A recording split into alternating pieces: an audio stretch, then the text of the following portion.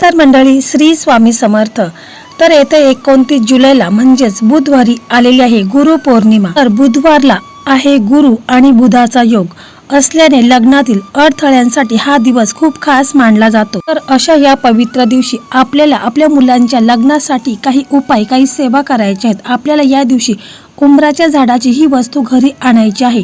तर ती वस्तू कोणती आहे आणि तिच्यावरती कशा प्रकारे आपल्याला सेवा करायची आहे, तरी संपूर्ण माहिती आपण जाणून घेणार आहोत। पूर्वी चॅनलवरती नवीन असाल तर चॅनलला सबस्क्राइब करा, व्हिडिओ पाहत असताना व्हिडिओला लाईक करा, त्याचप्रमाणे श्री स्वामी समर्थ अशी कमेंट करा। मंडळी, श्री गुरु पौर्णिमेच्या शुभ मुहूर्तावर मुला मुलींच्या विवाहातील सर्व अडथळे, विलंब आणि समस्या दूर करण्यासाठी आपण या दिवशी एक साधी सोपी सेवा करणार आहोत। म्हणजे आपल्याला औदुंबर म्हणजेच उंबराचं झाड, या झाडाची ही वस्तू आपल्याला आणायची आहे। तर ती वस्तू कोणती आहे आणि तिच्यावर कशा प्रकारे सेवा करायची आहे याची संपूर्ण माहिती आपण जाणून घेणार आहोत। पहा, उंबराचं झाड हे भगवान दत्तात्रय आणि शुक्र ग्रहाशी संबंधित मानले गेले आहे। मुलांच्या लग्नातील अडथळे दूर करण्यासाठी गुरुपौर्णिमेच्या दिवशी उपाय जर आपण केला तर काही दिवसामध्येच म्हणजेच 11 दिवसामध्येच मुलांच्या कुंडलीमध्ये लग्नाचे योग निर्माण होतील आणि 1 महिन्याच्या आतमध्येच मुलांचं लग्न ठरेल। दत्तगुरूंचं स्थान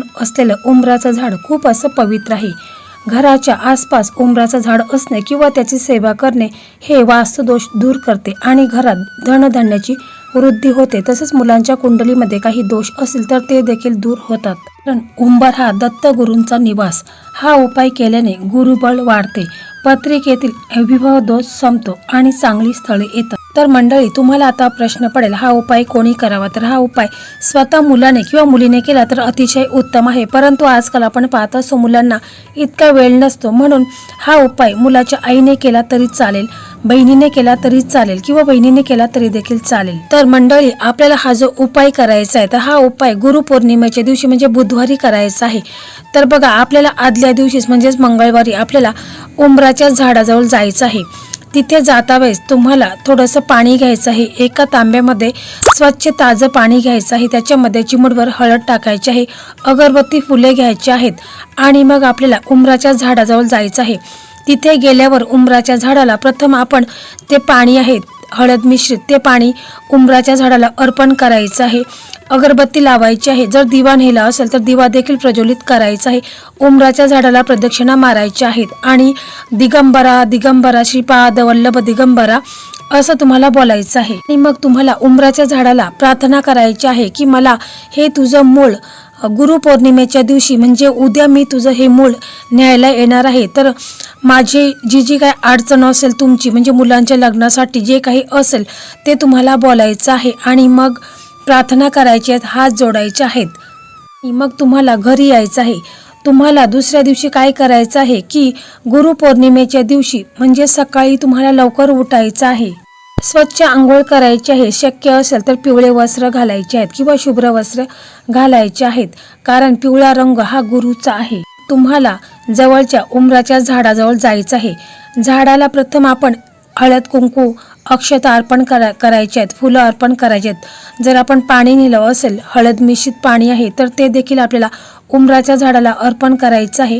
दिवा लावायचा आहे, अगरबत्ती लावायची आहेत, उंबराच्या झाडाला प्रदक्षिणा मारायच्या आहेत, दिगंबरा दिगंबरा श्रीपाद वल्लभ दिगंबरा असं तुम्हाला मंत्र जाप करायचा आहे।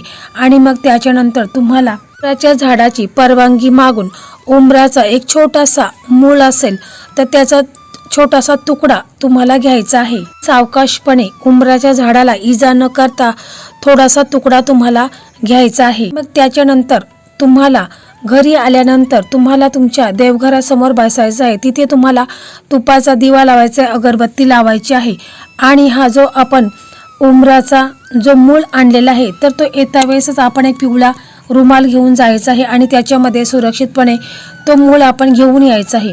आल्यानंतर तो मूळ आपण प्रथम स्वच्छ पाण्याने किंवा गंगाजलाने तो स्वच्छ धुवून घ्यायचा आहे आणि मग जो पिवळा कापड आपण घेतलेला आहे तर त्या पिवळ्या कापडावरती आपल्याला हे जे मूळ आहे तर ते व्यवस्थितपणे ठेवायचं आहे। आपल्या देवघरामध्ये जे आपले इष्टदेव आहेत, कुलदेव आहेत, श्री स्वामी समर्थ महाराज आहेत, श्री गुरुदेव दत्तांचा फोटो असेल तर त्याच्यासमोर तुम्हाला हे जे मूळ आहे तर ते पिवळ्या कापडावरती ठेवायचं आहे। तसेच त्याच्यावरती एक हळकुंड आपल्याला ठेवायचा आहे। 7 अख्खे तांदूळ ठेवायचे आहेत.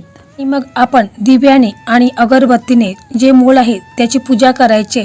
हळद कुंकू अक्षता फुलं अर्पण करायचे आहेत, पूजा करायची आहे. मग त्याच्यानंतर आपल्या मुलांच्या आणि मुलीच्या नावाने लग्नातील सर्व अडथळे जसे की योग्य स्थळ न मिळणे, बोलणी न ठरणे, विवाह योग नसणे किंवा काही ना काही अडचणी, कुंडलीमध्ये काही दोष असतील तर ते दूर होण्यासाठी तुम्हाला प्रार्थना करायची आहे. आणि मग जो पिवळा कापड आहे तर त्याच्यामध्ये आपण हे जे मूल ठेवलेलं आहे, एक हळकुंड आणि 21 अक्षता ठेवलेल्या आहे, तर त्याची पुरचुंडी बनवायची आहे आणि आपल्या उजव्या हातामध्ये घ्यायचं आहे.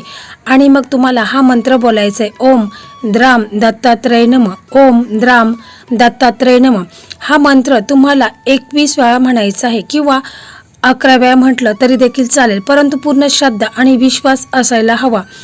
त्याच्यानंतर तुम्हाला मुलांच्या लग्नासाठी प्रार्थना करायची आहे. श्री गुरुदेव दत्तांना, श्री स्वामी समर्थ महाराजांना, आपल्या देवघरातील जे इष्टदेव आहेत, कुलदैवत आहेत, त्यांना मनापासून प्रार्थना करायची आहे की माझ्या मुलांच्या कुंडलीत जे काही दोष असतील तर ते दूर होऊन माझ्या मुलांचं लग्न हे लवकरात लवकर ठरू दे. 11 दिवसामध्येच मुलांच्या कुंडलीत लग्नाचे योग निर्माण होऊ दे. नंतर ही जी पुरचुंडी आहे तर ती तुम्हाला तुमच्या देवघरामध्येच ठेवायची आहे. रोजच्या रोज आपण देवी देवतांची पूजा करतो तशीच ह्या पुरचुंडीची पूजा वगैरे करायची आहे. आणि 11 दिवस ही पुरचुंडी तुम्हाला तुमच्या देवघरामध्येच ठेवायची आहे. 11 दिवस झाल्यानंतर तुम्हाला ही जी पुरचुंडी आहे तर ती तुम्ही वाहत्या पाण्यामध्ये विसर्जित करायची आहे किंवा जर वाहतं पाणी जवळ नसेल तर मग तुम्ही कोणत्याही एखाद्या शुभ झाडाच्या खाली ही मातीमध्ये गाडून टाकायची आहे. पिंपळाचं झाड असेल, उंबराचं झाड असेल, कोणत्याही झाडाखाली तुम्ही ही पुरचुंडी दाबून टाकायची आहे. पहा, 11 दिवसामध्येच मुलांच्या कुंडलीत लग्नाचे योग निर्माण होतील आणि कुठून ना कुठून काही ना काही शुभ संकेत तुम्हाला जाणवतील. मुलांच्यासाठी स्थळ यायला सुरुवात होईल. हा उपाय आहे तर हा उपाय तुम्हाला 29 जुलै 2026 बुधवारी सकाळी 6 ते 9 या वेळेमध्येच हा उपाय करायचा आहे. सुरू केल्यावर खोटं बोलायचं नाही, मांसाहार तुम्हाला टाळायचं आहे. 11 दिवस तुम्हाला नित्यनेमाने त्या पुरचुंडीची पूजा करायची आहे. 11 दिवसानंतर ही पुरचुंडी तुम्हाला वाहत्या पाण्यामध्ये सोडायचं आहे किंवा उंबराच्या झाडाखाली मातीमध्ये गाडून ठेवायची आहे. हा उपाय श्रद्धेने केला तर 3 ते 6 महिन्यात फरक नक्कीच जाणवेल. म्हणजे असा अनुभव बरेच जणांना आलेला आहे, त्यांचं लग्न ठरलेलं आहे. मला कमेंट आलेले आहेत आणि त्या कमेंट मी पोस्ट देखील केलेल्या आहेत. फक्त पूर्ण श्रद्धा आणि विश्वास ठेवून तुम्हाला हा उपाय करायचा आहे. रोज तुम्हाला ओम द्राम दत्तात्रय नमः तुम्हाला 21 वेळा म्हणायचं आहे किंवा 11 वेळा म्हणायचं. नित्य नेमाने तुम्हाला पुरचुंडीची पूजा करायची आहे आणि हा मंत्र तुम्हाला बोलायचा आहे. पौर्णिमा हा अतिशय पवित्र दिवस आहे. आयुष्याला योग्य दिशा दाखवणाऱ्या, अज्ञानाचा अंधार दूर करून ज्ञानाचा प्रकाश देणाऱ्या गुरुबद्दल कृतज्ञता व्यक्त करण्याचा हा दिवस आहे. 4 वेदांचे वर्गीकरण करणारे महाभारत आणि 18 पुराणाचे रचयिता महर्षी वेदव्यास यांचा हा जन्मदिवस मानला जातो. साधक आणि शिष्यासाठी हा दिवस अत्यंत महत्त्वाचा असतो. या दिवशी गुरूंचे पूजन करून त्यांचा आशीर्वाद घेतल्यास आध्यात्मिक आणि वैयक्तिक जीवनात प्रगती होत. आई वडील हे आपले पहिले गुरु मानले जातात. त्यामुळे या दिवशी माता पिता, शिक्षक आणि मार्गदर्शकाचे पूजन करून त्यांच्या प्रती आदरभाव व्यक्त केला जातो. त्या सांगायचं तर आपल्याला घडवणाऱ्या आणि योग्य मार्ग दाखवणाऱ्या प्रत्येक तत्वाप्रती कृतज्ञता व्यक्त करण्याचा हा मंगल उत्सव आहे. तर मंडळी, अशा प्रकारे आजचा हा व्हिडिओ होता. हा व्हिडिओ तुम्हाला कसा वाटला कमेंटमध्ये नक्की सांगा. व्हिडिओ तुम्हाला आवडला तर इतर तुमचे मित्र असतील, मैत्रिणी असतील ज्यांचं लग्न ठरत नसेल तर अशा मित्र मैत्रिणींना हा व्हिडिओ नक्की शेअर करा. याचंही पुण्यफल तुम्हाला प्राप्त होईल. अशाच नवनवीन व्हिडिओ पाहण्यासाठी मराठी मेघना या यूट्यूब चॅनलला सबस्क्राईब करा. धन्यवाद. श्री स्वामी समर्थ.